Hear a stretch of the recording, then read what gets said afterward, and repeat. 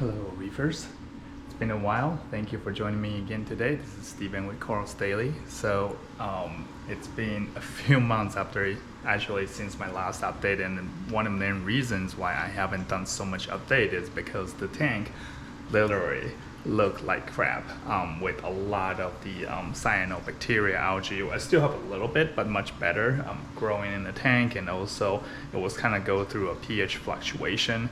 In between this time, I actually took a trip to Taiwan, where my family is, and I actually spoke to some of the local reefer there, very experienced and very professional people, and they told me that two things happened with cyano. One thing is the changing of season actually caused them a lot, and then the other thing is actually the combination of your biological filter, like using a lot of live rock, and having a protein skimmer. So it sounds like people who choose just one or the other tend to avoid it, but if you combine them two, tend to have it. At this point, it is kind of impossible for me to choose just one route or the other, so I continued down this route. What I did find helped me though, eventually right now cleared up most of the cyanobacteria, is that I really increased the flow. And I actually did not hold back on feeding at all. I actually increased feeding too, because while you increase flow, what happens is that the increased flow actually raises up the pH level here and the oxygen level. In turn, it allows more bacteria to survive, and I can feed the fish more, and in turn the fish poo will feed the bacteria. So it's like a healthy cycle that I have right now. So specifically what I've done is that I actually added this jib out here, which I will do a review about this thing in a little bit. Spoiler alert, it's actually dollar per dollar. It's one of the best water movers that you can find out there. And then I actually added, let me open the cabinets here.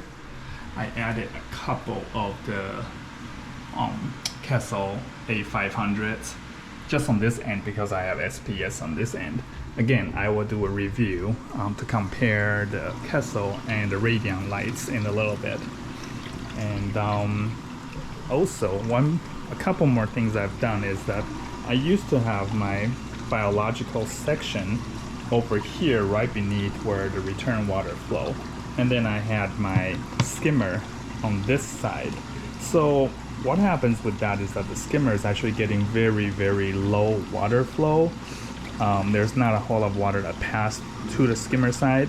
So I switched them, and I suspect that it may be one of the reasons everything's better now. And then lastly, I really went into my sump and I cleaned it up, pick out a lot of rock, rearranged, and add some of the rock into the main tank, boost some things up, and then I laid down this tile here, so I have all my chalice coral here sitting here. I lowered this light. This is just like a really cheap $200 grow light, you know, if you go to like a flower store or whatever. So I lowered this grow light about 2 feet from the ceiling, closer. So I have my macroalgae growing well, my softies, and then this chalice is here basically serving as my filtration system, along with a little mangrove there. And also I have this guy here, a second skimmer. So that's about all the changes that I've done, and it really helped to raise the tank's pH level from somewhere around like 7.95 to 8 all the way up to 8.4 during the daytime, and when the light's out I still have roughly like 8.2 in pH. So that's all good news.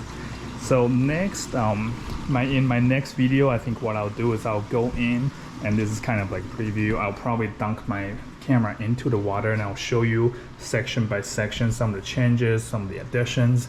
I did add a lot more fish since we last spoke, and also some more corals. I did some rearranging, and then I also did some rearranging in this tank, and also some additions and excitements are coming out of this quarantine tank. So thank you again for joining me, and I will see you next time. Stay cool.